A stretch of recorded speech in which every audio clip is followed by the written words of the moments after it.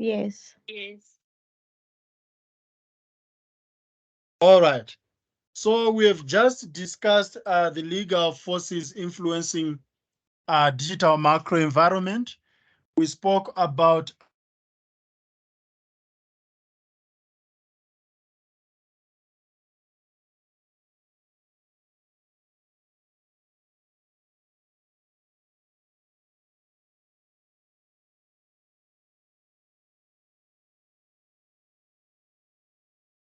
the data protection, privacy laws, we spoke about disability, identity theft, and so on. So now we are continuing with our analysis, and then we should be able apply forces, the analysis of legal forces to a given scenario. So we continue with key terms that highlighted in the previous lesson: ethical standards, privacy, identity theft, personal data, and malware. So, but before we look at the actual case that we're going to discuss, from a legal perspective, what steps should be considered by digital marketers when mining customer data?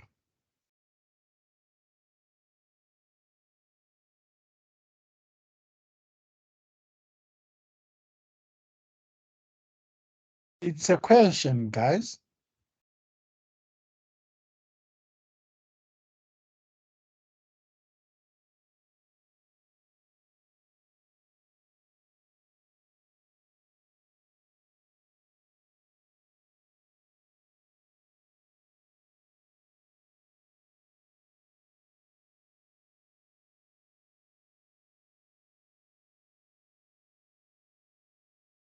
To be honest, I don't really know. Okay, but do you know data mining? Yes. Can you please explain data mining? Data mining is collecting data from users, just like we would be mining the minerals. Remember, we collect them from the underground.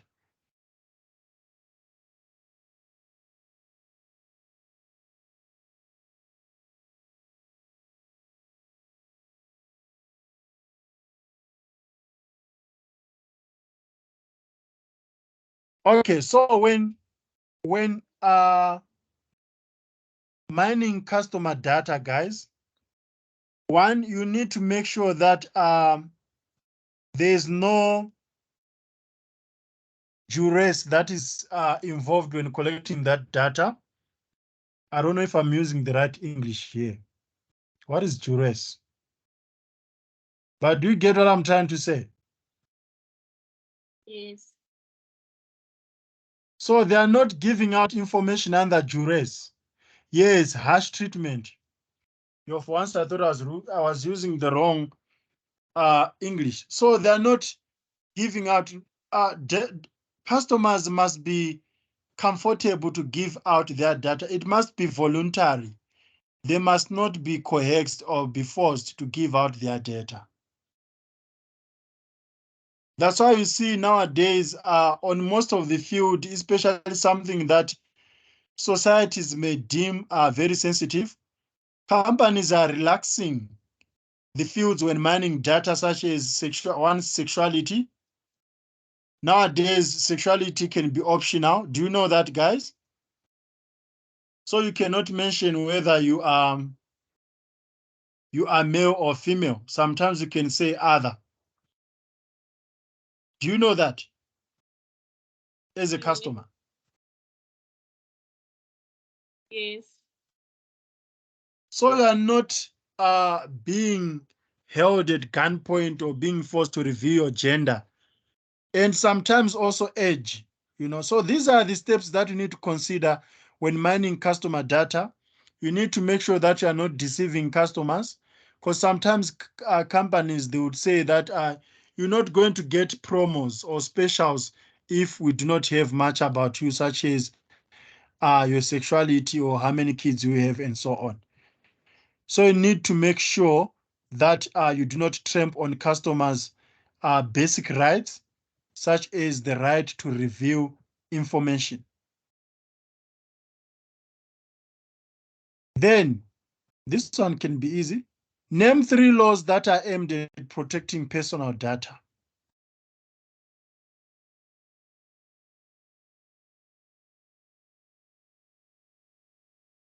Copy Act. Copy Act, correct. Which others?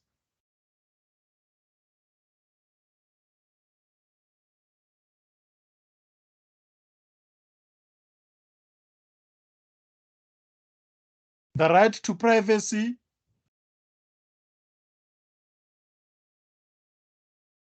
For example, you know, if we have got cancer or whatever, or HIV and AIDS, especially HIV and AIDS, you have got that right to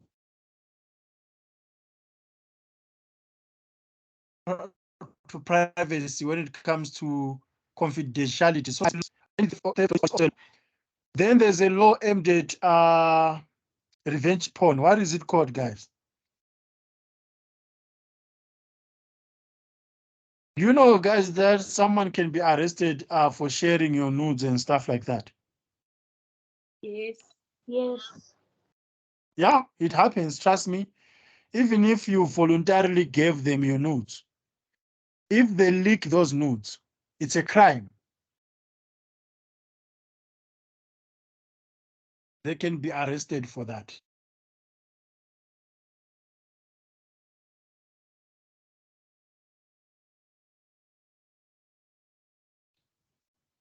Anyway, let's move on to today's exercise.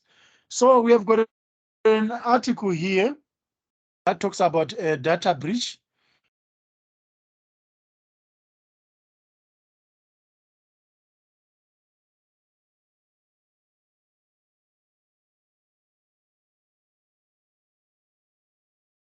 I'm going to open uh, uh, uh,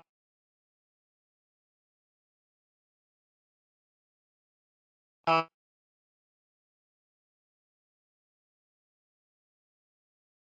uh,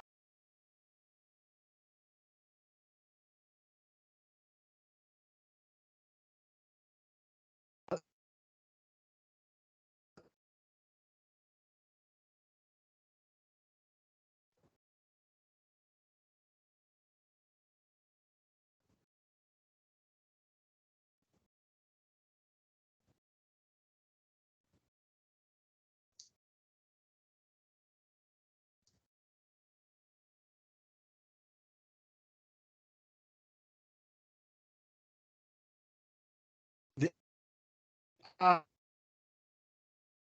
article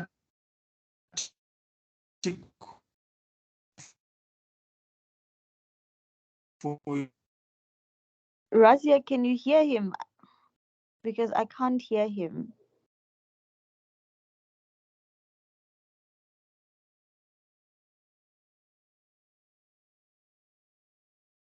Can you see my screen, guys? Yes. My internet sometimes can be so frustrating.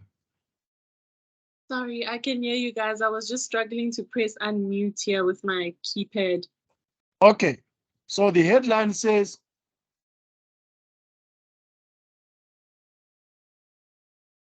all right.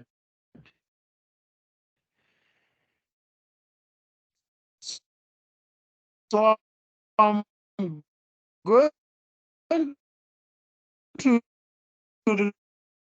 read Mr. Banda, we can't hear you. The network is really, really bad.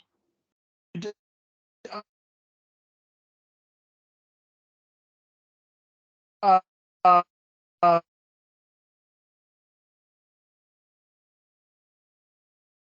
can you hear me now? Yes. Okay. All right, I'll start again. South African banks have acknowledged some of their customer data was compromised by the cyber attack on debt recovery solution provider, Debt In Consultants.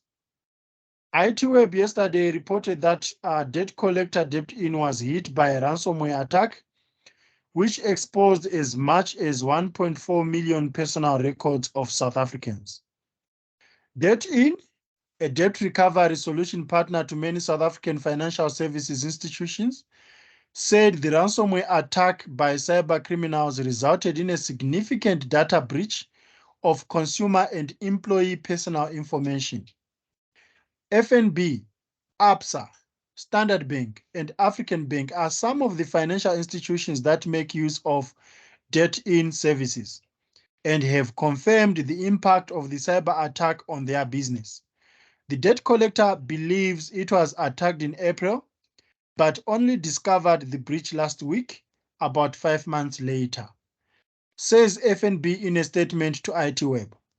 FNB has been made aware of a data breach that has impacted Debt-In, a third-party provider of debt recovery services. The banks take the protection of customer information and privacy very seriously. As a result, we are communicating directly to the customers whose information may have been exposed. Furthermore, we are exercising our legislative obligations in line with data privacy and protection guidelines, repairing the rupture. ABSA notes it is aware of the breach, which includes a small portion of its customer data and voice recordings. ABSA is working closely with the third party to investigate the cause of the breach and to prevent any further data being exposed as a result of this incident. Furthermore, the bank has taken additional precautions and has heightened monitoring of these customer accounts. Specifically, all ABSA information from the service provider has been recalled and all data transfers has been suspended with immediate effect. An independent review of the service provider's IT environment has also been initiated. ABSA will notify impacted customers directly. The Big Four banks say customers who suspect suspicious activity are requested to contact the ABSA fraud line on 0860 557 557. As an added measure, ABSA also offer 3 digital fraud warranty for customers using our mobile app, says the bank. Yesterday, African Bank issued a statement confirming Debt-In was targeted by sophisticated cyber criminals in April. African Bank notes that at the time, Expert Security Advice concluded there was no ransomware attack had resulted in a data breach. It adds that Debt-In is now aware that personal data of certain customers, including a number of African Bank loan customers under review, had been compromised. According to the bank, Debt-In is confident no data was shared post 1 April 2021 has been compromised. A robust mitigation plan has been implemented by Debt-In to contain and reduce any further adverse impact, it notes. We have been collaborating with Debt-In to address this breach, says Piet Swanopo, Chief Risk Officer at African Bank. We have notified the relevant regulatory authority, and we are also in the process of alerting consumers who have been affected via email and SMS. As an additional precautionary step, African Bank's fraud prevention team has enhanced security measures to protect all customers, says the bank. Standard Bank says it is treating this incident and the investigation around it with the utmost priority whilst working closely with Debt-In, the relevant authorities, the South African Banking Risk Information Center, the South African Fraud Prevention Service, and the Banking Association of South Africa to mitigate any potential impact. We apologize for the anxiety that this incident is causing our impacted clients. We would also like to assure them that if they have not been contacted by Standard Bank, they have not been impacted. Standard Bank is doing everything possible to ensure that our clients are protected from potential fraudulent use of personal information. We have already proactively stepped up our authentication processes and our fraud prevention and detection strategy to protect our clients. The bank says Should clients suspect that their bank account or cards has been compromised, please contact us on 0860-123-000 or your relationship manager directly. Netbank says it has not been impacted. Worrying trend. The Southern African Fraud Protection Service comments that since government imposed national lockdown, there has been a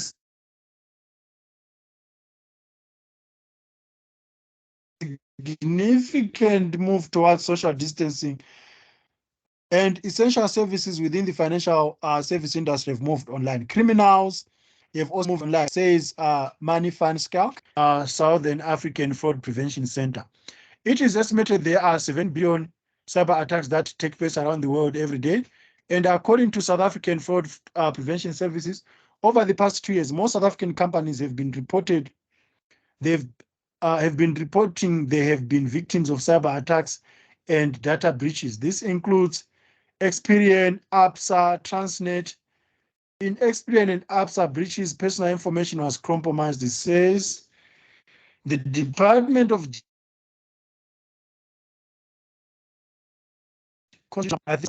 Justice and Correctional Development was also recently hit by a ransomware attack, which resulted in all electronic services provided by the department being affected, including the issuing of letter of authority, bail services, email, and departmental website. Also this month, the South African National Space Agency, a government agency responsible for the promotion and development of aeronautics and aerospace research in South Africa, notify the public of a breach to its IT system.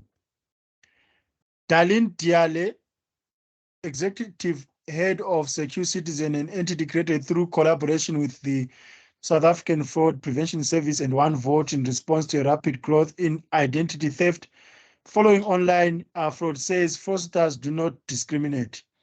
As we continuously move towards the adoption of a digital and, more importantly, touchless era, the platform of fraud increases. Thanks to an increase in data breaches, fraudsters are motivated and armed with the correct information, meaning they are very capable of impersonating an individual. The impact of these are catastrophic, says Diale.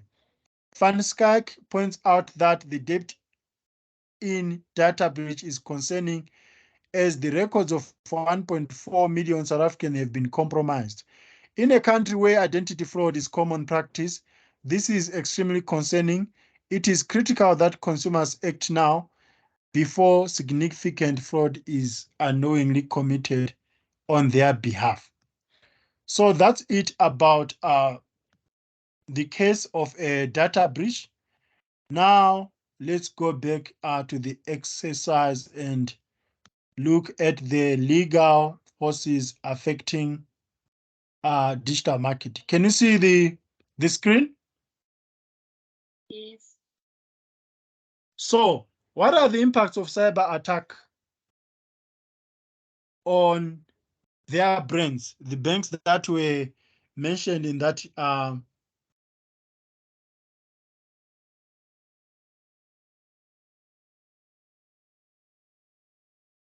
African Bank, Standard Bank?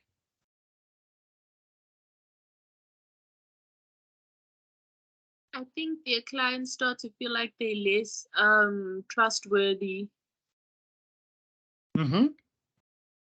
That's very correct, because that's what we discussed during the full-time class. So now it's now a matter of trust. Can I trust a bank if I give out my information? You know? So it's now a matter of trust. Correct, I do agree. What else?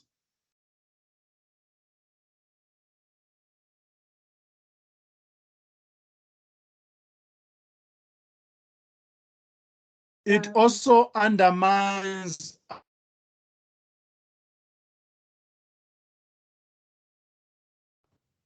the security company.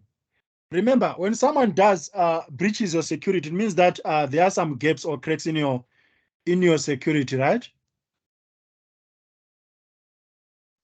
Yes. So it highlights your sort of your weaknesses that other criminals might also attempt to hack you.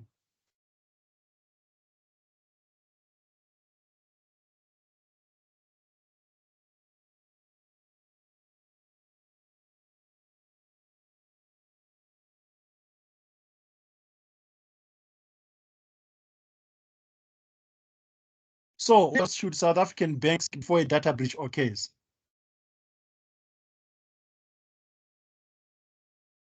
What legal steps what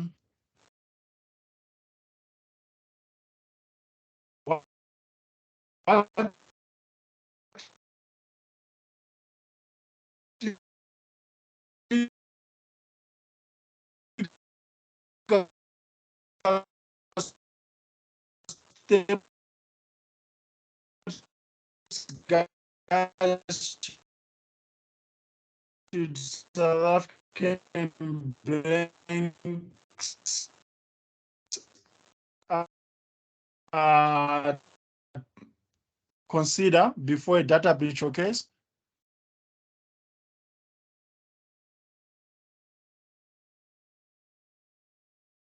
Sir, I don't hear anything. Your network is bad.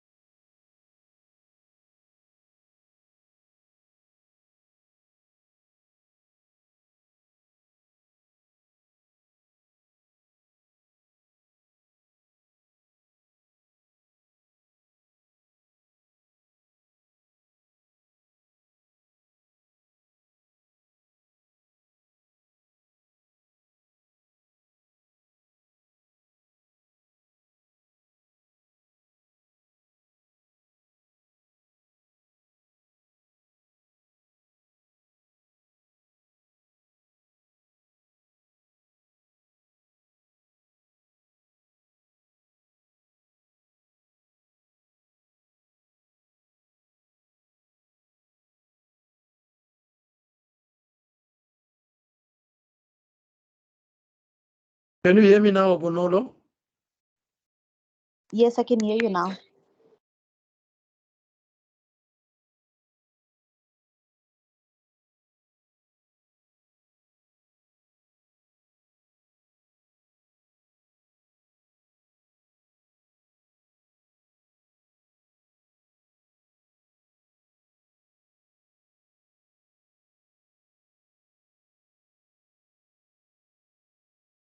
We lost him. Yeah, we lost him. Sorry, guys. I was completely kicked out because my internet is so terrible. It should be back now. I don't know if you can hear me. Yes, I can hear you. Sure, my apologies. It's so frustrating when internet is just acting so badly. No problem. I apologize, guys. I hope now it's going to stay. So I was saying, what legal steps should South African banks take before a data breach occurs? What legal steps? Yes, you told me that you worked at a bank, remember? Do you remember? Yes. They should make sure that they adhere to all these acts like the Poppy Act.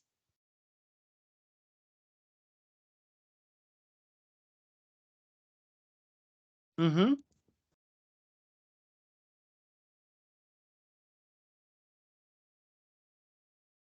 Okay. Which bank, by the way, were you working at? Nedbank. Nedbank. Do you consider going back? Um, maybe I don't know. I don't know. Maybe in the marketing department. I don't know. Okay. All right. What were you doing at Nedbank, if you don't mind? Compliance for corporate investment banking.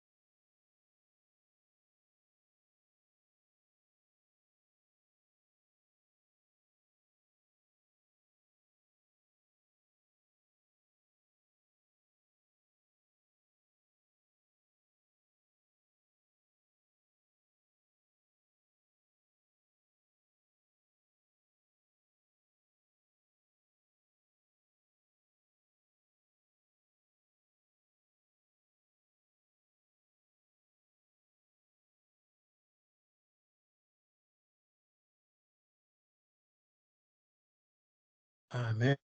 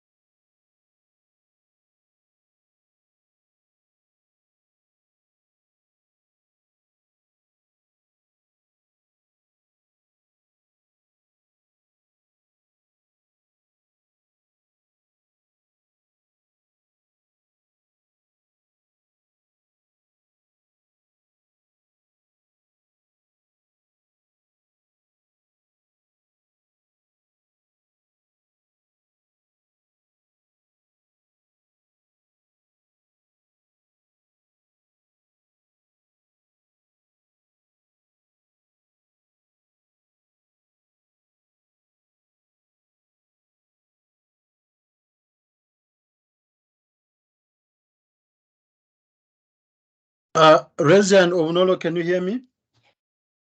Yes. Yes, I can hear you. Okay, guys, do you mind if we get a 10 minutes break? I need to change devices here because the one that I'm using, network keeps disappearing. So I want to try to put a SIM card on my phone and hotspot from my phone. Okay, no problem. No problem. Okay. Please don't run away. We won't. I know it's frustrating, guys, and I'm so sorry. Okay.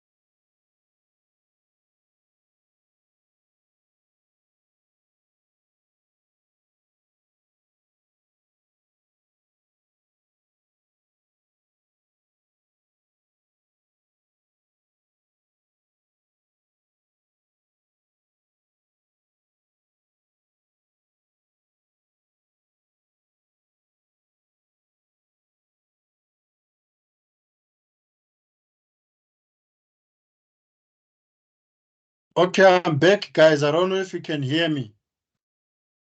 Hello, yes, and we can see your screen. Okay, yo, I hope I'm going to survive this because at 8, I'll then have load shedding. All right, let's hope it's going to work because I know how frustrating it is. It's just like being at the top of a mountain trying to catch signal. So, all right, we spoke about the legal steps. So, as a customer,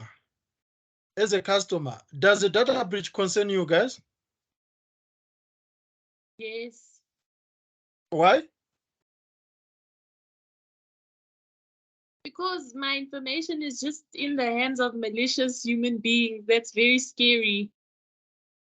Okay, and Obunolo? Same here. I think my same reason is that is the same as Razia's, that it's just very scary to have your personal information in hands that are not capable of securing and making it safe. Okay, I was expecting to hear a different opinion because someone during the full-time class during the day say that she's not concerned because companies do this and when sometimes they don't tell us. We keep receiving SMSs from the people we've never handed out our numbers to, and she's sure that there are some big information that is being leaked out there, but companies just choose not to tell us. I think before I started working, I would have shared the same mentality. Mhm. But because the company I work with deals with also having people's data, I think I've Mm. just seen the seriousness of it. I didn't realize how serious it was. It's like, oh, where did you get my number? The person obviously doesn't even answer. So Mm. I just wouldn't care. You just hang up, block the number, that's it. But I think now I see the concerns and the importance of it. Okay. All right. Of course, if you're always broke, you wouldn't be concerned why data breach at the bank can happen. But imagine if you've got many financial products like loans and there's more than 50,000 in your account, then you hear anything about data breach, you really have to be worried. Okay. So does a multi-factor authentication inconvenience you as a customer? Not particularly.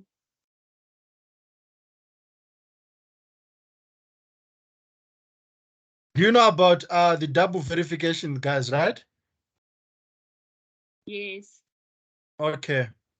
All right. Sometimes it frustrates me because I would be wanting something urgent, especially if all of a sudden I'm logged out and I need to go through the same procedure again. But because you know that it's actually protecting your information, then you can actually know that you are safe.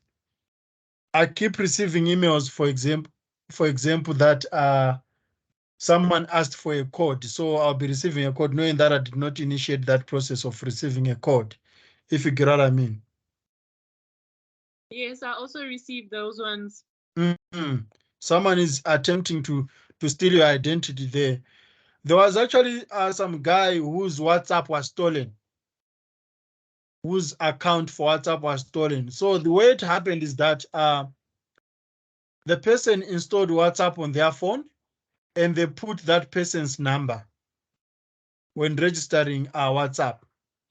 Then that number, of course, it was sent in an 6-pin code was sent to the mobile to that number.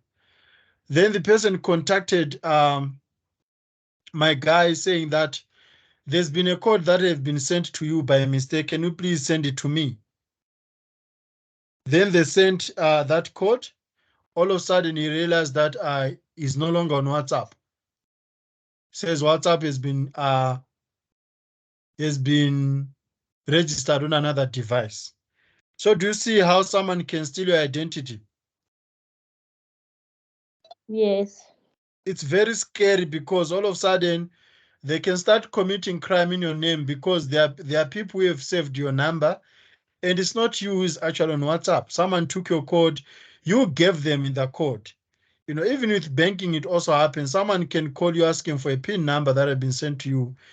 And the manner they put their messaging to you, it will be confusing to some extent that you won't even have enough time to think. You can just give it out. All of a sudden, you receive an SMS saying that 16,000 has been swiped at this shop. So it really gets scary, guys, when it comes to marketing, because we deal with digital platforms, we deal with the digital community, and we must also be aware that within that digital community, there are always people with evil intentions. There are always people who are making a killing at the expense of other people's happiness. So that was it about legal forces. Are there any questions, guys? No questions. Babe, No let's hear you, question. babe. No question, sir. But I'm very interested, just out of curiosity. Mm-hmm. Let's say, like, a bank uh, Mm-hmm. sells my information. Would a person really get like justice or something if I decide to take further steps or whatever Can you come company? again? I didn't hear you. If a bank sells, or what did you Or say? if I get these companies, they sell our information, To right? third parties, yes. Yes. So I'm Mm-hmm. saying, let's say the third party, you want to sue the third party, and they end up confessing where they got your details. Mm-hmm. And then, is it possible to get justice? Like, because I've never really heard somebody of somebody doing that. Yeah, it's just that people with these things, they take them lightly. But yes, you can get justice. Remember, the justice that you can get is not like bank FNB is going to be sent to jail, but they can compensate you for your reputational harm or the personal harm that you have proven to court that by giving out my information, this is the harm that I have been incurred. These people are bothering me, are calling me at night, and I can't even sleep. So you can actually claim millions from FNB, but you need to have a strong case. That's why most people do not pursue these litigations, but you can actually get justice in form of compensation. Okay, so thank you. Yeah, but I'm not saying that you need to start pursuing ABSA and bank and FNB out there, unless if you have got the resources. But believe me, sometimes these things can actually escalate, and it can even lead to a bank's closure. If you can prove that the bank has violated many things that it was not supposed to violate. It's not only banks, even Boston, it has got your details, right? And it has got even your address or your ID number. Then all of a sudden your address has been leaked and you've been kidnapped.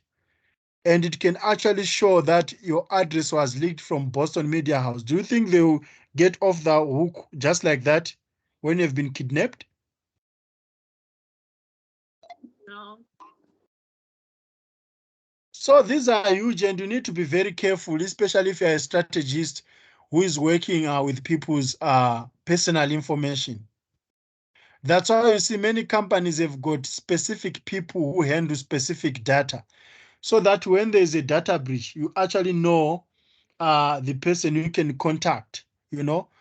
But if anyone have got access to sensitive data, sometimes people can sell data on purpose so that one of the employees can be in trouble. So it's always easy to have someone who can handle that data. I think even Poppy Act, it detects that data must be handled by what it calls designated employees.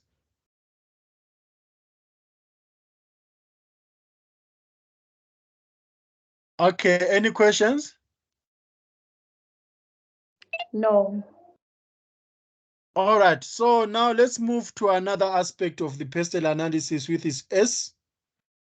S stands for social forces. So that's what we are going to be focusing on the next lecture.